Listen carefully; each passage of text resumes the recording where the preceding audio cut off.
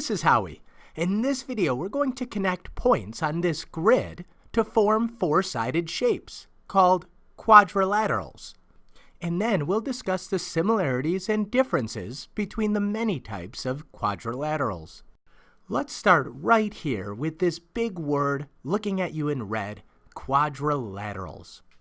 Quad, a Latin root word meaning four, and laterals from the Latin word lattice meaning sides.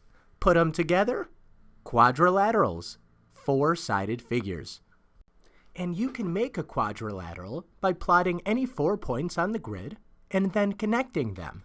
But in this video, we're going to talk about very specific types of quadrilaterals, ones that have certain properties, and you've probably seen them before. I've plotted 4 points, and now I'm going to go ahead and connect them. This is probably one of the first shapes you ever learned. It's a square. But what are the properties that make it a square? Let's zoom in and take a closer look. All squares must have 4 congruent sides. Congruent is just a fancy word for equal. In this example, each side is exactly 2 units long. The opposite sides of a square are also parallel. That means they can continue forever and they'll stay the same distance apart. In this case, 2 units. The final property about a square that I want to point out is that each of the 4 angles that were formed when we connected the points with lines are exactly 90 degrees. That means they are considered to be right angles. I can prove that using a protractor. Yep, 90 degrees. Let's head back to the grid. In the last example, I plotted 4 points just like this, and I wound up with a square. For this example, let's take 2 of those points and slide them over a little bit. You'll notice that the points are no longer lined up, and I'm not going to have those right angles anymore. Let's go ahead and connect the points and see what we get. It kind of looks like somebody just grabbed the corners of the square and pinched them out a bit. This shape is called a rhombus. Let's zoom in and learn about the properties that make it a rhombus. Just like a square, a rhombus must have 4 equal sides. Also like a square, the rhombus has opposite sides that are parallel. Unlike a square, a rhombus does not need to have 4 right angles. It does require, however, that the opposite angles are equal. In this case, the angles highlighted in pink are both acute angles. That means they're both less than 90 degrees. Aww, so cute.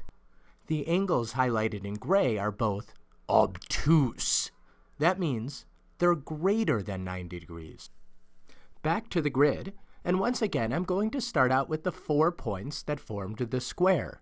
This time, I'm going to take the 2 points on the furthest right side and just push them out a bit. And what shape do I form? A rectangle. Can you compare the properties of a rectangle to that of a square? What is the only difference? Unlike a square, a rectangle does not have 4 equal sides. However, the opposite sides are equal. In this case, the distance along the x-axis is 3 units, and the distance along the y-axis is 2 units. Just like a square, the opposite sides are parallel, and it has 4 right angles.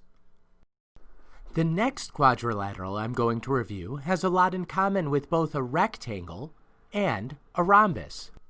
And just like we did when we adjusted the points of a square to form a rhombus, I'm going to shift the points over a bit so they no longer line up. It kind of looks like a pinched out rectangle. This shape is called a parallelogram. We can figure out its properties by comparing it to a rhombus and a rectangle. Review the properties list for the rhombus and the rectangle. Can you find 3 properties that describe a parallelogram? Pause the video and try it out. Then press play to check your work.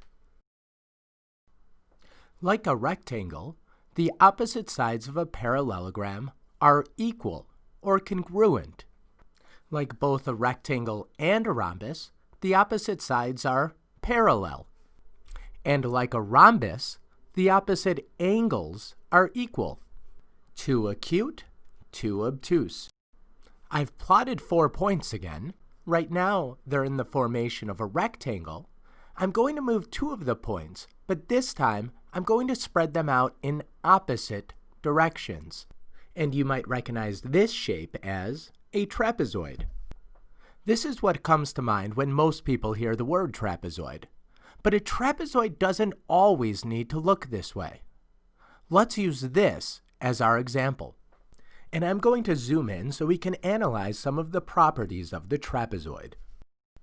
In this case, the sides of the trapezoid are incongruent.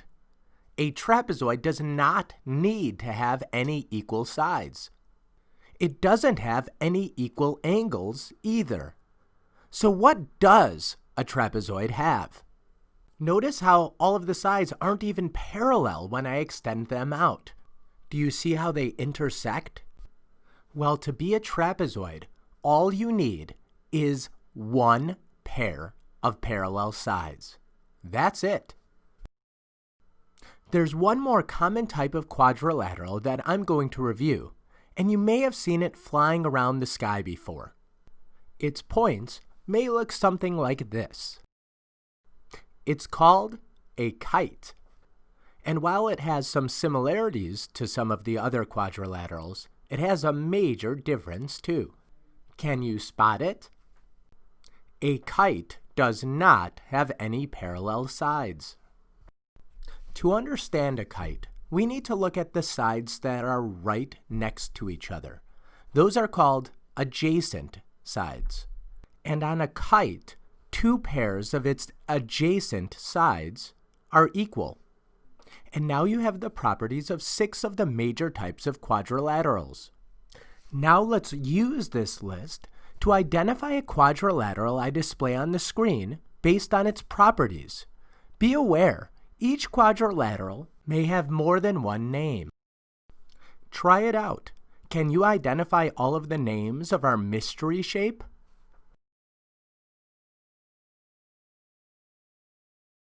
Pause the video to record all of your answers, and then press play to check your work. Let's use the shapes and properties on the grid like a checklist, starting at the top with quadrilaterals.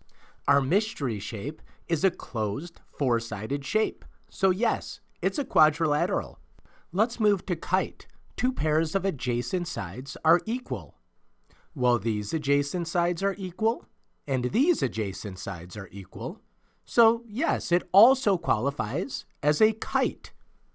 Our mystery shape has opposite sides that are congruent and parallel, and its opposite angles are equal, so it's also a parallelogram. Let's take a look at the properties for a trapezoid. For a shape to be a trapezoid, it needs exactly 1 pair of parallel sides. Our mystery shape has 2 pairs of parallel sides. It is not a trapezoid. All of the sides on our shape are 3 units, and it meets all of the criteria to be a rhombus. So we can also call this shape a rhombus. Our shape has opposite sides that are congruent and parallel, and it also has 4 right angles, so it qualifies as a rectangle.